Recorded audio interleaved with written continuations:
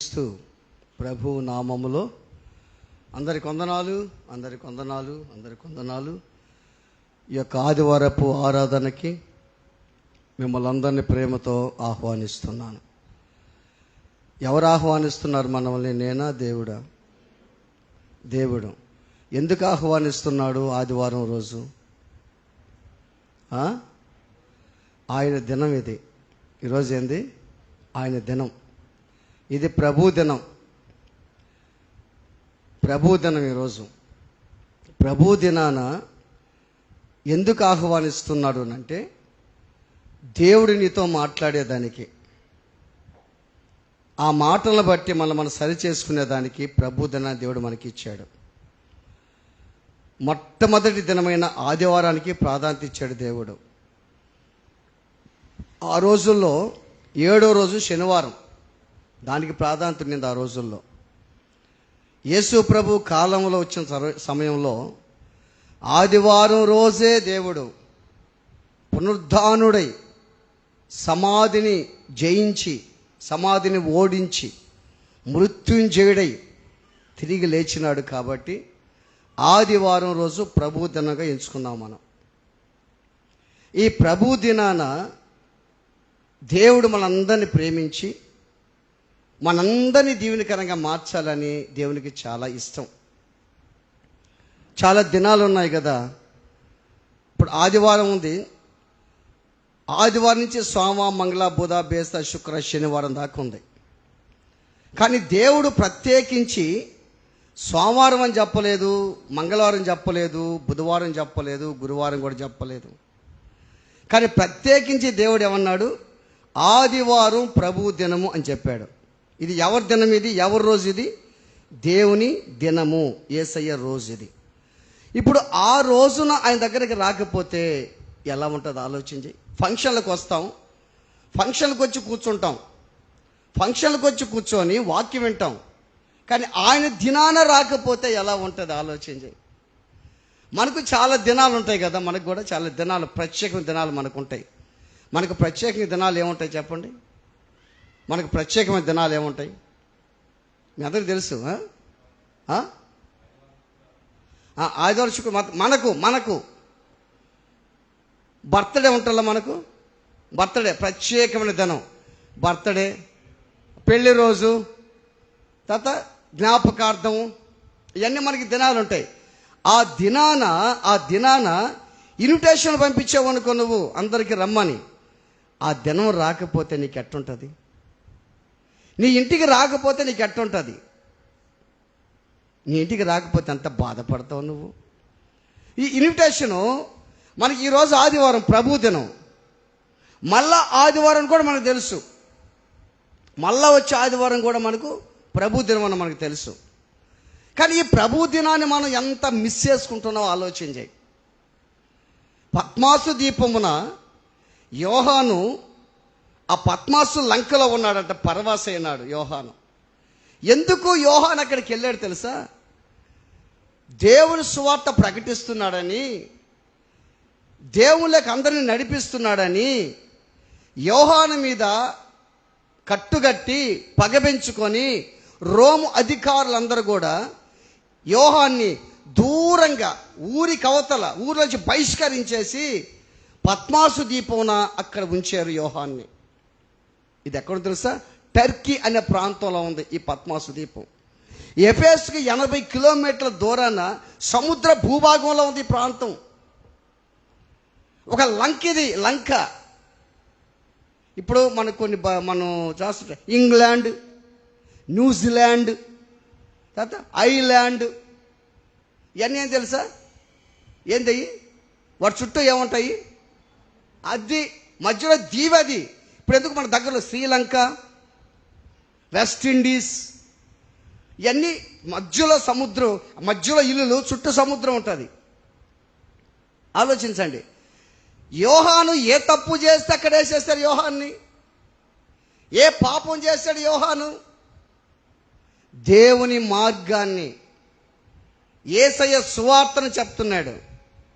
ఆ రోము అధికారులు సహించలేక యోహాన్ని పద్మాసు దీపంలో పడేశారు. పద్మాసు దీపంలో పడేస్తే భోజనం ఎట్ట ఆయనకి? ఆలోచించి. నీకైతే మంచి ఇల్లులు ఉన్నాయి, వర్షం వచ్చినా కానీ ఉరవని ఇల్లులు ఉన్నాయి నీకు. వర్షం అన్న రాని ఉరవని ఇల్లులు నీకు హ్యాపీగా ఉన్నాయి, వర్షం వస్తే ఇంకా చికెన్ మటన్ తెచ్చుకొని తింటావు నువ్వు, మంచి మంచి ఐటమ్స్ తెచ్చుకొని తింటావు నువ్వు. యోహానికి అక్కడ ఏమీ లేదే, యోహానికి ఎవరు లేదే. యోహానికి అంతా ఏం తెలుసా? యోహానికి ఆహారము నీళ్ళంతా దేవుడే, ఆయన పానీ భాగం అంతా ఆయనే. పద్మాసు దీపంలో ఉన్నటువంటి యోహాను, భక్తుడైన యోహాను, భక్తి పొరలినటువంటి వారు ఎంత హింసపడుతున్నారో మీకు తెలుసా? అసలు దేవుడు మనం ఎందుకు ఏర్పరచుకున్నాడు తెలుసా? ఆయన కోసం శ్రమ పొందేదానికి ఏర్పాటు చేసుకున్నాడు. అది మీకు తెలియదు చాలామందికి.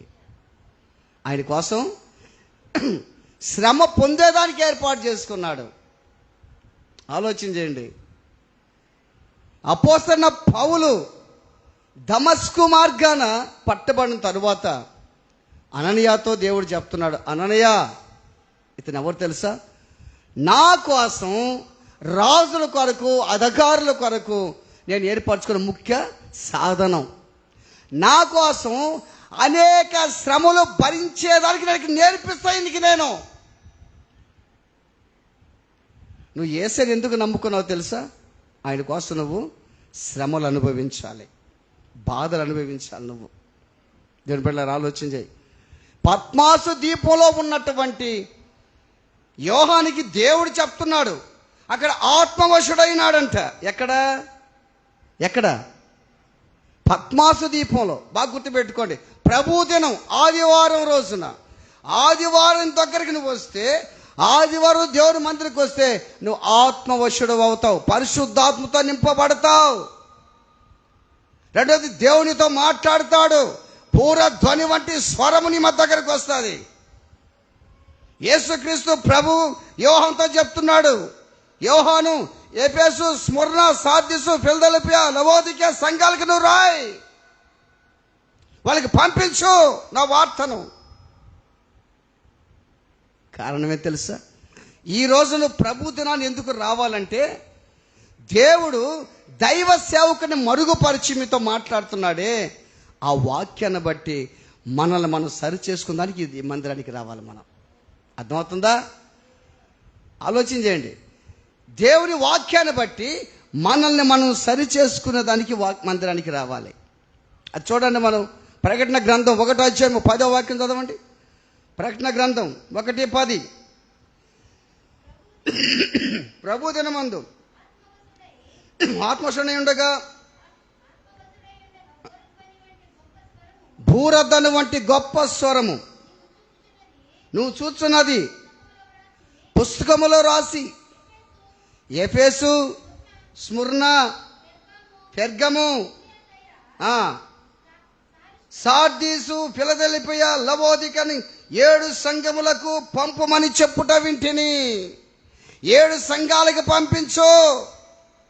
యోహాను, నేను నీకు ఏదైతే చెప్తున్నానో నీవు ఆ పద్మాసు దీపంలో రాయ్. దేవుని బిడ్డలారా, ఒక్కోసారి శ్రమలనే లెటర్ రాయాలి మనము. అపోస్తలుడైన పౌలు జైల్లో నుంచి లెటర్ రాశాడు, జైల్లోంచి లేఖలు రాశాడు, సంఘాలకి రాశాడు. జైల్లోంచి ఫిలిప్పి సంఘానికి రాశాడు. ఏమని రాశాడు తెలుసా? ఎల్లప్పుడు ప్రభునందు ఆనందించండి, మరలా చెప్పుతున్న ఆనందించండి అని అన్నాడు. జైల్లో ఉంటే మాటలు రాస్తారా? జైల్లో ఉంటే 4 గోళ్ల మధ్య ఉంటే మీరు ఆనందించండి, సంతోషించండి అని రాస్తున్నాడే కానీ మీరు దుఃఖపడండి, బాధపడండి, ఏడవండి అని రాయల వాళ్ళు అపోస్తులు. పద్మాసు దీపంలో పడేశారు ఆయన్ని. సంతోషంగా స్వీకరించాడు యోహాను. చాలా సందర్భాల్లో నువ్వు పాపం చేసినా పాపం చేయకపోయినా ఒక్కొక్క దీవులకి వెళ్ళాల్సి వస్తుంది, నువ్వు శ్రమల్లోకి వెళ్ళాల్సి వస్తుంది. నువ్వు చేసినా వెళ్ళాలి, చేయకపోయినా వెళ్ళాలి. కారణమే తెలుసా? నువ్వు శ్రమలు పడేదానికి దేవుడు ఏర్పరచుకున్న సాధనం నువ్వు. ఆయన కోసం శ్రమలు పడాలంతే నువ్వు. ఆయన కొరకు బాధలు పడాలి నువ్వు. ఆలోచించాయి. నైజీరియా వాళ్ళు ఏం చేశారు? వాళ్ళు నైజీరియాలో చూడండి, ఊసకోత కోసేస్తున్నారు క్రైస్తవులను. ఊసకోత కోస్తున్నారు, ఊసకోత.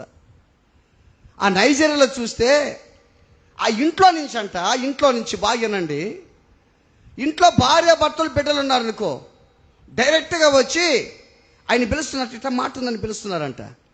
ఆయన బయటకు వస్తే నిలవన 2 చేతులు 2 కాళ్ళు నరికేస్తున్నారంట. ఒట్టి మొండిమే. ఒక్కొక్కరిని తీసుకొని సముద్ర తీరానికి వెళ్ళి అక్కడ తలకాయ తీసేస్తున్నారు. లక్షల మందిని ఆ మధ్య మణిపూరు, పంజాబు, ఛత్తీస్గఢ్ అనే ప్రాంతాలలో మనం బాగా చూస్తున్నాం. ఎంతమంది క్రైస్తవులను హతసాక్షులైపోతున్నారు ఆలోచన చేయి. కానీ దేవుడు ఏం చేయట్లే, వాళ్ళని ఏమైనా చేస్తున్నాడా? ఏమి చేయడు ఆయన. అపోస్తలుడైన పౌలు కాకముందు సౌలుగా ఉన్నప్పుడు సౌలు అనేక మందిని చంపేశాడా లేదా? చంపేశాడా? దేవుని బిడ్డల్ని చంపేశాడు. స్టెఫను సావుకి కారకుడు అయ్యాడు. అందరిని చంపేశాడు. కానీ ఒక టర్నింగ్ పాయింట్ దేవుడిచ్చాడు సౌలుకి. దమస్కు మార్గాన్ని వస్తుంటే పట్టబడ్డాడు. క్రీస్తు కొరకు సాక్షిగా మారాడు. క్రీస్తు కోసం ఎన్ని శిక్షలు, శ్రమలు అనుభవించేదానికి సన్నద్ధుడయ్యాడు. నిజంగా దేవుని చేత మారిన వాళ్ళు ఎన్ని పట్టించుకోరయ్యా. దేవుని చేత పట్టుబడతారే, దేవుని చేత మారతారే, సాక్షిగా ఉంటారే, వాళ్ళు శ్రమలకి, కష్టాలకి, బాధలకి దడుచుకోరు. వాళ్ళు నాకెందుకు కష్టం, నాకెందుకు బాధ, నాకు ఇల్లు లేదే, పొలం లేదే, నా ఇల్లంతా వరుస్తా ఉంది, నాకు ఆహారం లేదే, నా బ్రతికింతేనా, నా జీవితం ఇంతేనా, నా అప్పులు ఇంతేనా అనుకోరు. వాళ్ళు క్రీస్తు కోసం సాక్షిగా ఉన్నారు కాబట్టి ఆ శ్రమల్లో సంతోషిస్తారు. పద్మాసు దీపంలో సముద్రం ఒడ్డున సంతోషంగా రాస్తున్నాడు. 7 సంఘాలకి రాస్తున్నాడు. ఈరోజు మందిరికి ఎందుకు రావాలో తెలుసా? దేవుడు పంపించే లేఖ, సేవకుని ద్వారా దేవుడు పంపించే మాటలు బట్టి నిన్ను నువ్వు పరిశుద్ధపరచుకోవాలి, నిన్ను సరి చేసుకోవాలి, నీ జీవితం రెక్టిఫై చేసుకోవాలి. నువ్వు నిజమే కదా. పద్మాసు దీపంలో ఉన్నారు, జైల్లో ఉన్నారు, అరణ్యాల్లో ఉన్నారు, సంతోషంగా ఉంటున్నారే వాళ్ళు. నేనైతే హ్యాపీగా బెడ్రూమ్లో ఉన్నాను. మంచి బెడ్లు ఉన్నాయి నాకు, డైనింగ్ టేబుల్ ఉన్నాయి, కుర్చీలు ఉన్నాయి, నాకు ఫ్రిడ్జ్లు ఉన్నాయి, అన్నీ ఉన్నాయి నాకు. వాళ్ళకి ఏమీ లేవే. నేను చిన్న బాధలకు కూడా ఇంకా సమస్యపోతున్నానే, భ్రమసిపోతున్నానే, కష్టపడుతున్నానే, వేదన పడుతున్నానే. ఒకసారి ఆలోచించండి దేవుని బిడ్డలారా, ఎలా బ్రతుకుతున్నాం మనం. నైజీరియా ప్రాంతంలో వాళ్ళు చూస్తే అందరినీ ఊసకోత కోసేశారు. మనం అనుకోవచ్చు, దేవుడు ఏమి చేస్తున్నాడు, దేవుడు ఎందుకు మౌనంగా ఉన్నాడు, ఎందుకు ఈ విధంగా చేస్తున్నాడని మనం అనుకోవచ్చు. ఒకవేళ ఒకసారి చూడండి, ప్రకటన గ్రంథం 6వ అధ్యాయము 9వ వాక్యం చూడండి. ప్రకటన గ్రంథం 6:9 చూడండి. ఆయన 5వ ముద్ర నిప్పినప్పుడు దేవుని వాక్యము నిమిత్తమును ఇచ్చిన సాక్ష్యము నిమిత్తమును బాగానండి వధింపబడిన వారి ఆత్మలను బలిపీఠం కింద సూచితిని. వాళ్ళు అంటున్నారంట, నాదా సత్య స్వరూపి పరిశుద్ధుడా, ఎందాక తీర్పు తీర్చకయు మా రక్తము నిమిత్తము భూనివాసులకు ప్రతిదండన చేయకుందామని బిగ్గరగా కేకలు వేసిరి. ఎవరంట? చనిపోయినటువంటి, చెప్పండి అమ్మా, ఎవరు? చనిపోయిన ఆత్మలు బలిపీఠం కింద, నాదా పరిశుద్ధుడా సత్యస్వరూపి, ఎందాక నువ్వు తీర్పు తీర్చవయ్యా, వాళ్ళకి తీర్పు తీర్చవా అని ప్రార్థన చేస్తున్నారంట. అయితే ఆ విధంగా చేయకూడదు ప్రార్థన. ఎట్టంటే మనం చనిపోక ముందే యేసయ్య ఏం చెప్పాడు? నీ శత్రుల కోసం నువ్వు ప్రార్థన చేయమన్నాడు. నిన్ను హింసించు వారి కోసం ప్రార్థన చేయమన్నాడు. నిన్ను హింసిస్తున్నారు అనుకో, నిన్ను కొడుతున్నారు అనుకో, తిడుతున్నారు అనుకో, హేళన చేస్తున్నారు అనుకో, నీ చేతులు ఎరగా నీ కాళ్ళు ఎరగా అని చేయబాకు. వాళ్ళని కాపాడని ప్రార్థన చేయి, వాళ్ళని క్షమించని ప్రార్థన చేయి. చూడండి దేవుని బిడ్డారా, బలిపీఠం కిందన్నటువంటి ఆత్మల మొర్ర పెడుతున్నాయి. నాదా నాదా అంటే చనిపోయిన వారు, నాదా నాదా అంటే వాళ్ళు ప్రార్థన చేస్తున్నారు. ఏమని? హతసాక్షులు, మేము హతసాక్షులకు వచ్చేసావయ్యా, ఎంతమందిని చంపేస్తున్నారయ్యా, ఎందాక నువ్వు తీర్పు తీర్చవయ్యా. ఇదేనా మా జీవితం? ఇదేనా? ఎంత బాధపడుతున్నారయ్యా వాళ్ళు అంటే దానికి దేవుడు ఏం చెప్పాడు తెలుసా? చూడండి, దాని కింద ఏముంది? దాని కింద ఏముంది? తెల్లని వస్త్రము వారిలో ప్రతివానికి ఇవ్వబడెను, మరియు వారి వలనే చంపబడబో వారి సహదాసుల యొక్కయు సహోదరుల యొక్కయు లెక్క పూర్తగు వరకు ఇంకా కొంచెము కాలము విశ్రమింపాలని వారితో చెప్పాను. అంటే ఇంకా లెక్క పూర్తి కాల. మహాశ్రమలు వచ్చున్నాయి. ఇప్పుడు కొన్ని శ్రమలు, మహాశ్రమలు, ఇంకా శ్రమలు వచ్చున్నాయి. ఇంకా లెక్క పూర్తి కాల. ఏ లెక్క? ఏ లెక్క? ఏ లెక్క? ఇప్పుడు చెప్పా మీకు. హతసాక్షులు, మణిపూర్లో హతసాక్షులు అయిపోయారు, నైజీరియా హతసాక్షులు అయిపోయారు, ఇంకా ఎంతోమంది. పగడాల ప్రవీణ్ గారు హతసాక్షి అయిపోయాడు. కిర్క్ గారు అమెరికా హతసాక్షి అయిపోయాడు. కానీ వాళ్ళు కాలుస్తుంటే కొడుతుంటే దేవుడు ఇట్టాడు, గమ్ముకుండాడు. యేసయ్యా నేను చంపేస్తున్నారు అయ్యా. ఇప్పుడు నేను చంపేస్తున్నారు అనుకో, ఉదాహరణకి నీ ఇంట్లోకి వచ్చారనుకో, చర్చ అయిపోయిన తర్వాత వెంటనే ఎవరి పాటికి ఇంటికి వెళ్ళిపోతాం. బయటకు వచ్చి లోపలికి వచ్చారనుకో, అమ్మ అమ్మ మీరు క్రైస్తవులు? అవును సార్ అంటే బయటకు వచ్చేవాళ్ళకి సంతోషంగా వస్తావు. నువ్వు బయటకు వస్తావు, రావటంగానే జుట్టు పట్టుకొని కత్తెడి పెట్టి చెప్పు, నువ్వు క్రైస్తవురాలువా లేకపోతే అన్యురాలువా చెప్పు అంట. నేను క్రైస్తవురాలు నన్ను అనుకో, నేను కోస్తా ఉన్నారనుకో, నిన్ను చంపేస్తా నిన్ను. యేసయ్యా యేసయ్యా నడిచావనుకో, దేవుడు అంటాడు, యేసయ్య అంటాడు, ఓర్చుకోమ్మా, ఓర్చుకో. వాళ్ళు నేనేం చంపుతున్నారు? నీ దేహాన్ని మాత్రం, ఆత్మను వాళ్ళు ఛాన్స్ వాళ్ళకి లేదమ్మా, ఓర్చుకో. నువ్వు చనిపోయిన తర్వాత ఏమంటావు తెలుసా? ఇదిగో నా పక్కన పరదేశం ఉంటున్నావురా, వచ్చి ఆడ కూర్చో, విశ్రాంతి తీసుకో. ఇక్కడ నీకు శోధన కష్టమే, కానీ వాడు నన్ను కొడుతున్నాడు, నన్ను తిడుతున్నాడు అని బాధపడుతున్నావే, నీ ఇంట్లో లేదమ్మా సమస్య, నీ ఇంట్లో కష్టం లేదమ్మా, నీ ఇంట్లో వేదన లేదయ్యా. ఆలోచించేయి. ఒకరు కాదు, నిజంగా నువ్వు క్రైస్తవులు అయితే ఎన్ని కష్టాలు వచ్చినట్టు పట్టించుకో, ముందుకు పోతానే ఉంటావు నువ్వు. ప్రైజ్ ది లార్డ్, హల్లెలూయా. ఇంకా లెక్క పూర్తి కాల, గుర్తుపెట్టుకో. ఇంకా మనం కూడా ఇక్కడ మనం కూర్చోన్నాం. ఇక్కడ ఎంతమంది హతసాక్షులు అయ్యే లెక్క ఉందో మనకు తెలియదు, నాకైతే తెలియదు. ఇక్కడ మనం కూర్చోన్నాం కదా, ఇక్కడ ఎంతమంది హతసాక్షుల జాబితాలో ఉంటారో నాకు తెలీదు. అంతకంటే గొప్ప భాగ్యం అంటాయా? ఎందుకు చెప్పేది ఈ మాట? ఎందుకు చెప్తుంది తెలుసా? నువ్వు ఎప్పటికైనా కదా బాధపడి చచ్చిపో, అంతే. బాధపడి చచ్చిపోతావు, అంతే కదా, అంతకంటే ఇంకేం లేదు కదా. దేవుని బిడ్డారా చూడండి, దేవుడు చెప్తున్నాడు ఇంకా లెక్క పూర్తిగా లెక్క పూర్తి కాల. భయంకరమైన రోజులు వచ్చేసాయి.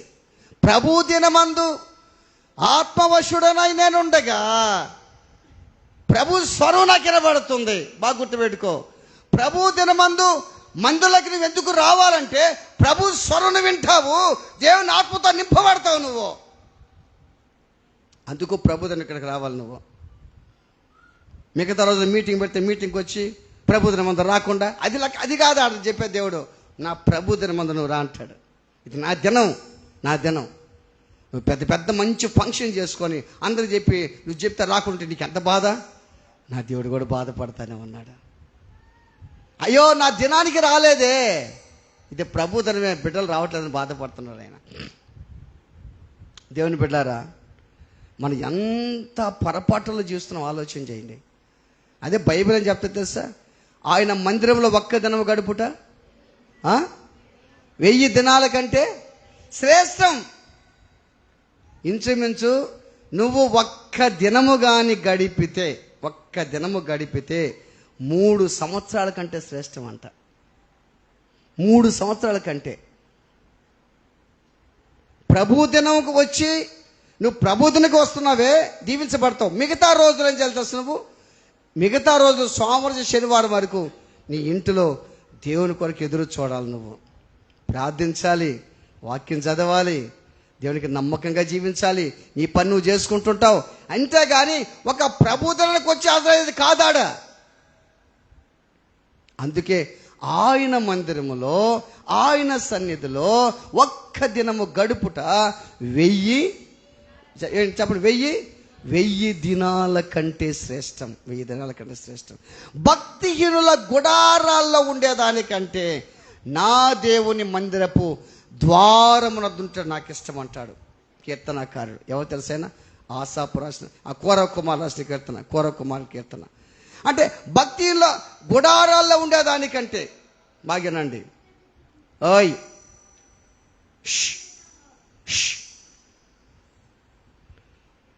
భక్తిహీనుల గుడారాల్లో, బాగా గుర్తుపెట్టుకోండి, మనం దేవుని మందిరం కంటే కూడా ప్రాధాన్యత గుడారాలకి వెళ్ళిపోతున్నాం మనం.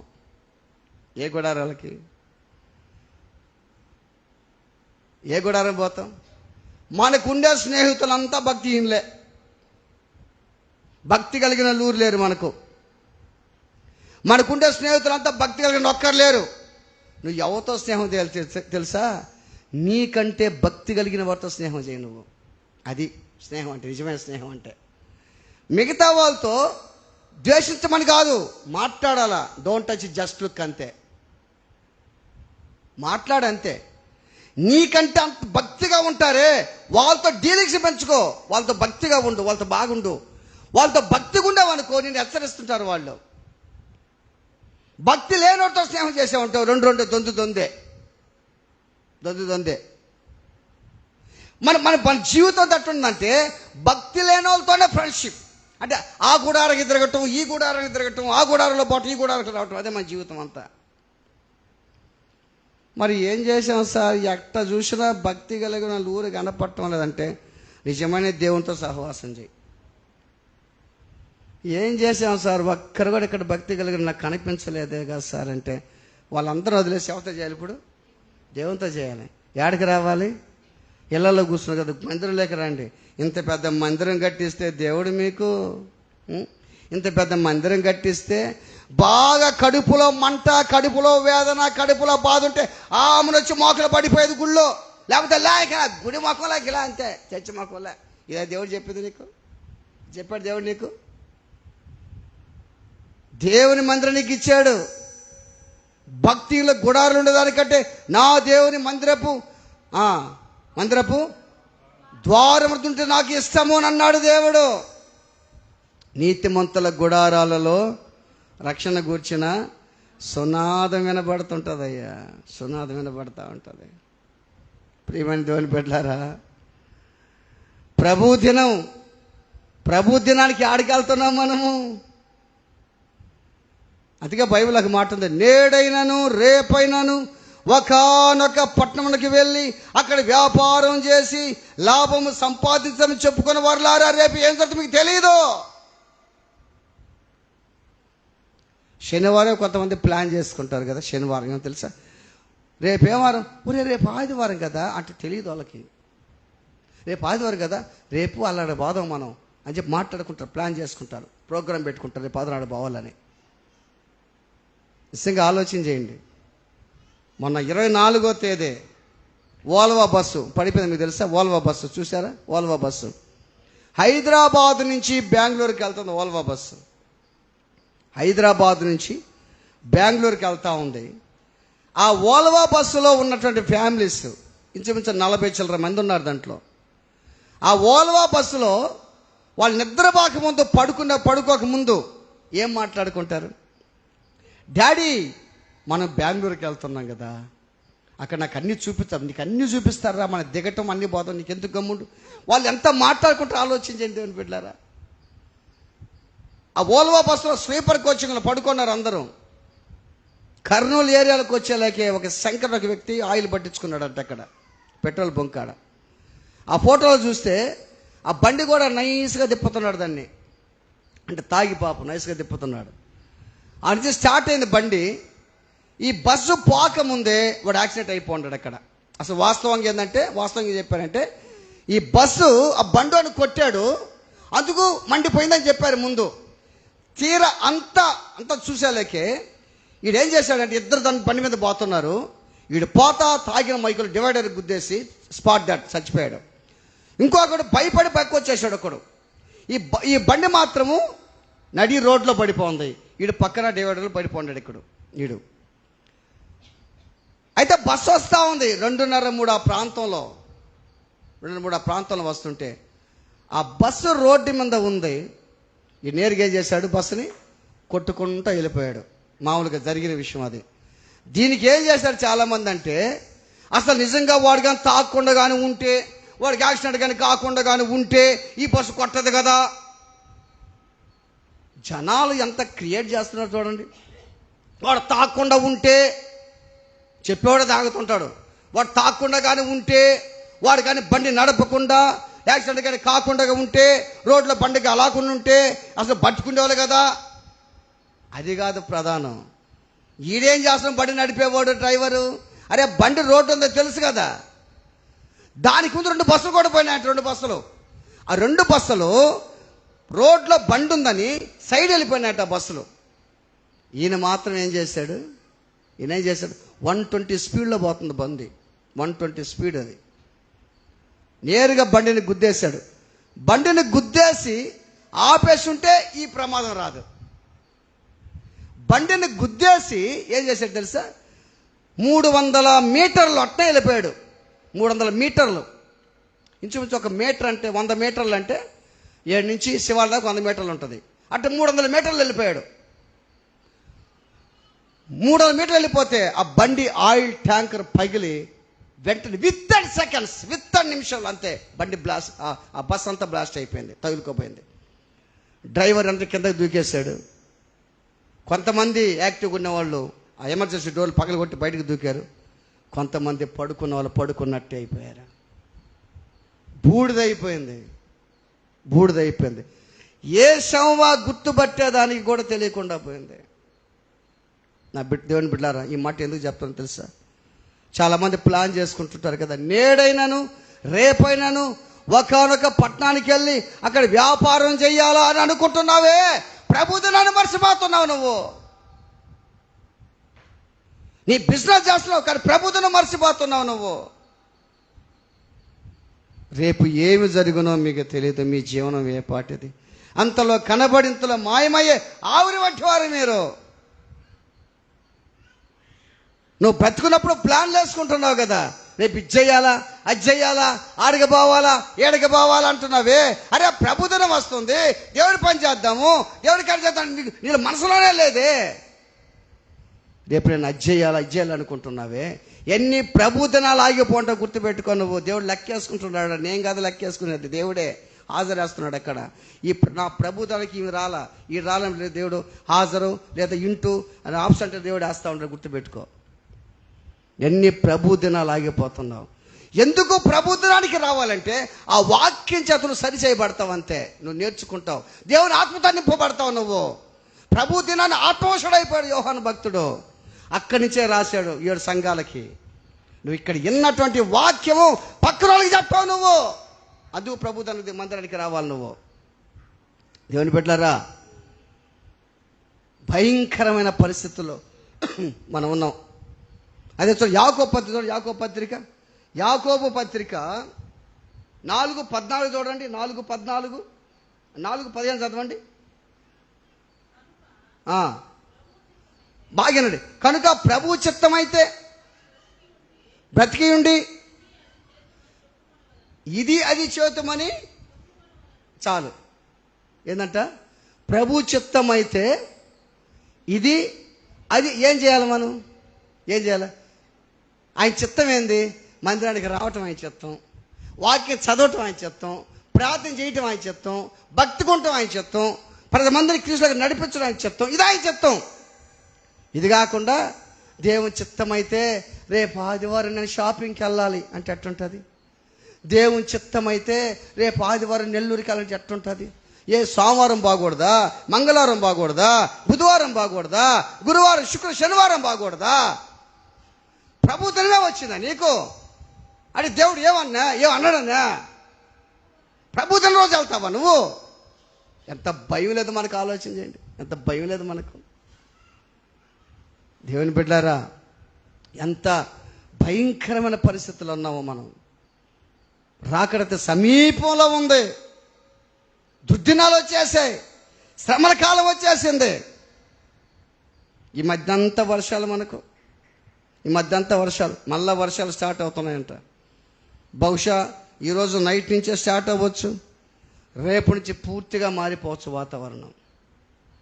రేపు సోమవారం, మంగళవారం, బుధవారం మంచి వర్షాలని చెప్తున్నారు. తుఫాను కూడా అని చెప్తున్నారు. తుఫాను మనకు ఉండొచ్చు, ఉండకపోవచ్చు, కానీ తుఫాను మంచి వర్షాలని చెప్తున్నారు. అనుకోవచ్చు, ఎంత వర్షం వచ్చినా మా ఇల్లు మాత్రం ఊరవదయ్యా. ఎంత వర్షం వచ్చినా మా ఇల్లు ఊరవదయ్యా, నాకు హ్యాపీగా ఉంటామయ్యా అనుకుంటున్నామే, కానీ క్రీస్తులో హ్యాపీగా లేవు నువ్వు. క్రీస్తులో ఆనందం లేదు నీకు. పద్మాసు దీపంలో ఒకసారి ఆలోచించండి. నీ మనసంతా పద్మాసు దీపాన్ని, సముద్రం భూభాగంలో, సముద్రం పక్కన యోహాను చూడండి ఒకసారి, జైల్లో ఉన్న పౌలు చూడండి ఒకసారి. ఆ పద్మాసు దీపంలో ఉన్న యోహాను, ఎండ, వాన, గాలి, ఆహారం లేదు, దేవుడే ఆహారం, ఆయనే పానీయ భాగం, అంత ఆయనే. ఆడే సంఘాలకి లేఖ రాస్తున్నాడు, సంఘాలకి పంపిస్తా ఉన్నాడు ఆడి నుంచి. చాలా సందర్భాల్లో ఒకసారి బెడ్లో ఉండాల్సి వస్తుంది, నువ్వు బాధపడబాకు. ఒకసారి ఆహారం లేక ఉండొచ్చు, నువ్వు బాధపడొద్దు. అప్పుల సమస్యలు ఉండొచ్చు, బాధపడొద్దు. కుటుంబంలో వేదన, కష్టం ఉంటుంది, బాధపడొద్దు. దేవుని కోసం తట్టుకొని నిలబడు. చెప్పాడు కదా దేవుడు అపోస్తలుల పౌలుకి, ఏం చెప్పాడు? ఇతను నేను ఏర్పరచుకున్న సాధనం, నా కోసం అనేక శ్రమలు అనుభవించేత నేను నేర్పుతానన్నాడు, నేను చూపిస్తానన్నాడు. అది చదువుదాం మనం ఒకసారి. అపోస్తలుల కార్యాలు 9వ అధ్యాయము. అపోస్తలుల కార్యాలు 9వ అధ్యాయం చూడండి. 9వ అధ్యాయము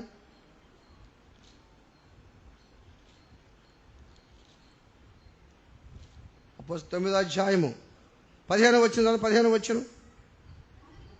అందుకు ప్రభు బాగానండి, అన్ని జనులు ఎదుటను, రాజులు ఎదుటను నా నామము,